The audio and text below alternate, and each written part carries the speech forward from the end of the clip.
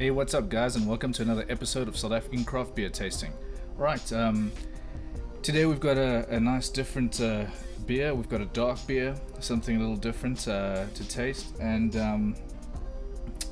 you know, it's always nice to just get a porter or a stout every now and then, so I thought what better than to go ahead and try this lovely local brewery.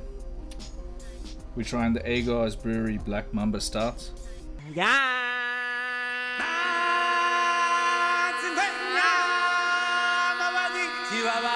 First off, I really love the name, Black Mamba Stout. I like it when guys do use a little bit of a South African style if that's what they're going for. Let's get this in the glass and then let's see what's up.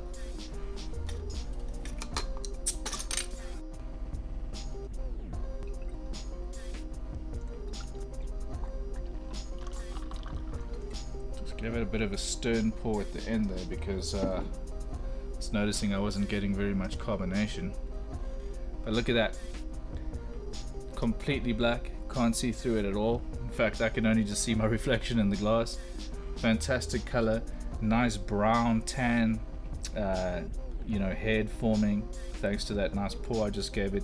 Let's go ahead and give it a smell, and then we'll see what we pick up, and then we'll get into the style quickly.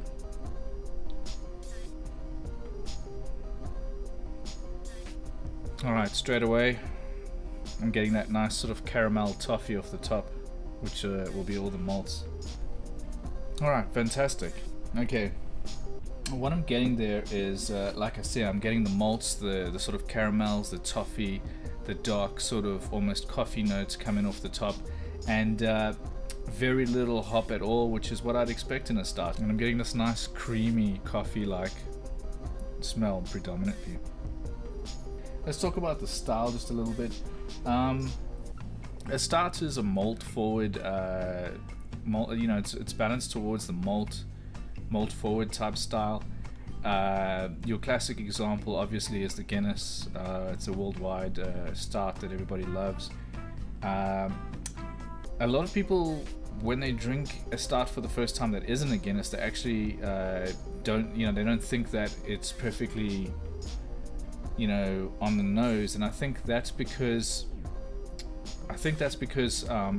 Guinness, obviously being on nitro, just gives it the silky mouthfeel that even when you do sort of like a milk stout with lactose or something like that, you still don't really get that real like fine bubbled texture that you get from the nitros. But let's go ahead and taste it and see what we pick up.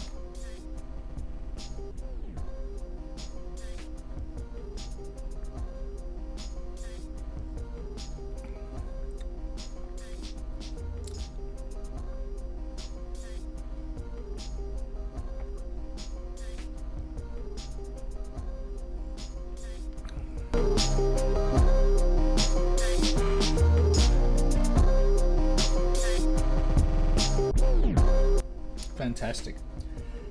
Alright, I'm picking up all those complex malt flavors that you'd expect really nicely there. I'm picking that up. It's kind of low bittering on the back of my tongue, but still there and quite nice. I'll taste that.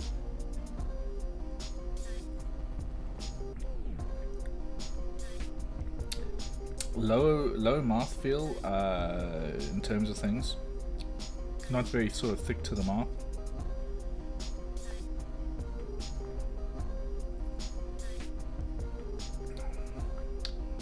But a delicious beer. Really fantastic. Flavor-wise, what I'm picking up, other than sort of the complexity of the malts, which obviously you're gonna get, sort of a tobacco, coffee tobacco,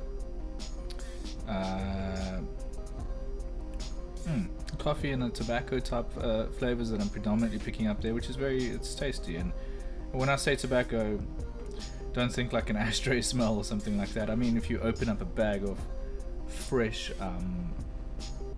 you know, fresh, I don't know, pipe tobacco or rolling tobacco or something like that, that nice sweet sort of rich flavor that you'd get. Very nice, desirable, like in this style, I would say. It's very nice.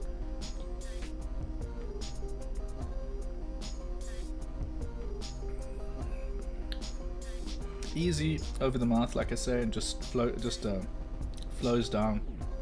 Very drinkable and all around lovely. Low carb, but that's what I want. I don't want a stout that's like biting with the carbonation. You know, that biting sort of acidity you almost get from the carbonation. I don't want that. I like it to be quite a low carb, but still, as you can see, the lacing going on here. Fantastic. So there's a lot of nice proteins in here.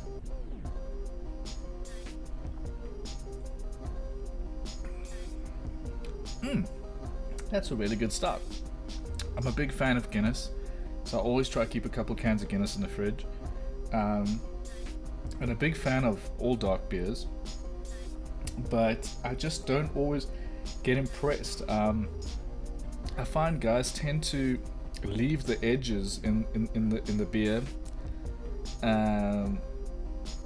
I was talking to Citizen about their Pacifist, and they actually mentioned, and that's a porter, but they actually mentioned how they smoothed out the flavors by aging the beer for like a month or two or something.